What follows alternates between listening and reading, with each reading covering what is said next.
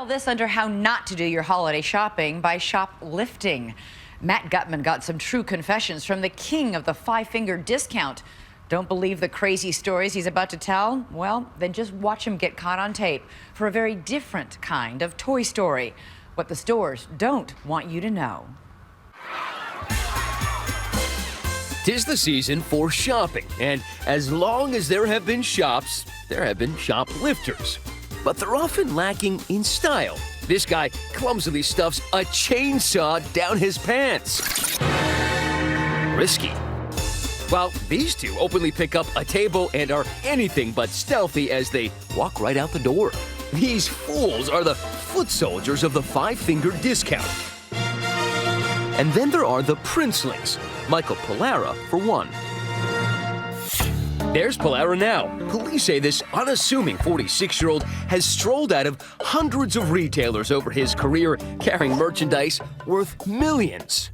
You're the Mozart, the LeBron James of the business. You could say that. Pollara sat down with us for an interview, well, when he wasn't jumping out of his seat. At first, he's coy. This is off the record. After all, you don't perfect the gift of the grab by giving up the goods. So what did you do with the money from boosting? No, I am not telling. Let me ask you this, is it a living? Hell yeah. Oh yeah. How much you managed to take out of stores in your career? Wasn't me, you got the wrong guy. The wrong guy? Really? Then how did a man who runs a small water filter business manage to travel the world from Easter Island to China to Africa, always in style? He says he's just got a whole lot of frequent traveler miles to burn. See, I don't know why you guys are mixing this travel with this boosting. It's like wrong. But the denials started to break down, and one of 2020's most honest confessors emerged. Once we got out some props and asked him, hypothetically of course, to demonstrate how he hid merchandise in large boxes to get it out of a store. Look, the box is open. You could put some DVDs in that box. How's that? No, you're doing it kind of wrong there. 2, 4, 6. You could probably put, allegedly they said that I stole so many. Leapsters, 2, 4, 6. You could probably get 6 Leapsters in there. Watch the maestro at work. There he is on store security camera footage in a Florida Kmart. He chooses a large box, this $35 baby car set. Finding a quiet spot, he ditches the toy inside. Then this is where the money is made. Pollara is now stuffing electronic gaming pads into that empty box, 3 or 4 of them worth $100 each. His accomplices keep a watch out. Paid sidekick Travis Simpson and, believe it or not, Pollara's own mother, Margaret. Next, he reseals the box with tape to make it look untouched. Finally, Mom and Travis Simpson check out, up to $400 in toys hidden in this box. They pay just $35 and head out home free.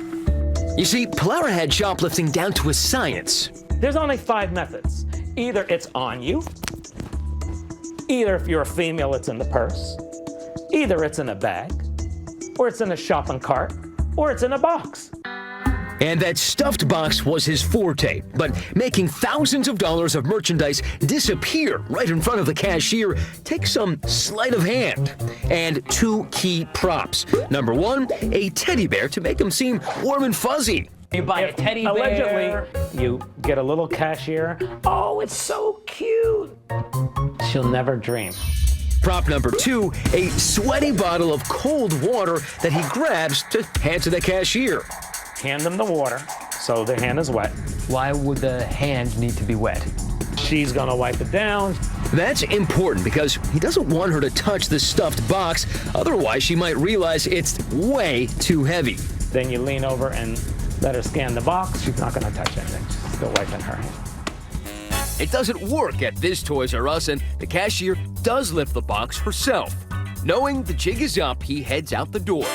She then opens it up to find 1, 2, 3, 4 boxes of Legos hidden inside. How much do you think he netted that day that you followed him? Tens of thousands. Sergeant Rich Rossman of the Broward County Sheriff's Office caught on to one of Pollara's shopping sprees. He took a small little coffee maker off the shelf and stuffed it with electronic toothbrush heads, which are about $20 a piece.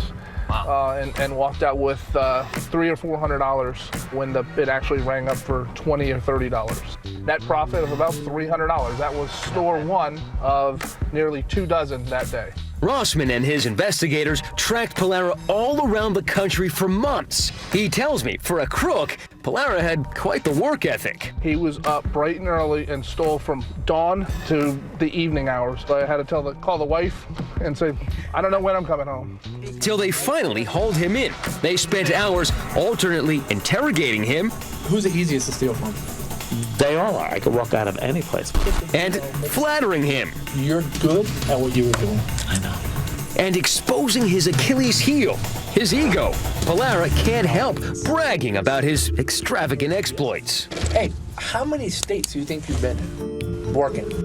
1 year I hit the whole 50. Oh, you did? Yeah, the whole 50. Rossman admits he only caught this veteran shoplifter after Pollara made one rookie mistake. He used a frequent customer card at the many Toys R Us stores he hit, allowing the authorities to track his movements. In your 11 years, how much do you think you've taken from Toys R Us? Probably a whole store full. It's only now that cops start getting the full scope of his enterprise. Much of his retail booty was sold through fences, but some he sold himself online. How much have you sold on eBay? I have no idea. You come up with a number. I don't know. We know. We know it. Well, tell me so then I $1 can... million. Oh, wow. Is that good or bad? It's a lot of money. In fact, when they caught him, he was planning another trip. I'm going on a cruise. I'm flying to Anchorage and picking up the cruise from there. He's got the nerve to ask his interrogators to cancel his ticket for him. But instead of Alaska, he went to jail. Ultimately, Pollara served just 2 years. My nickname in jail, everyone has a jail name.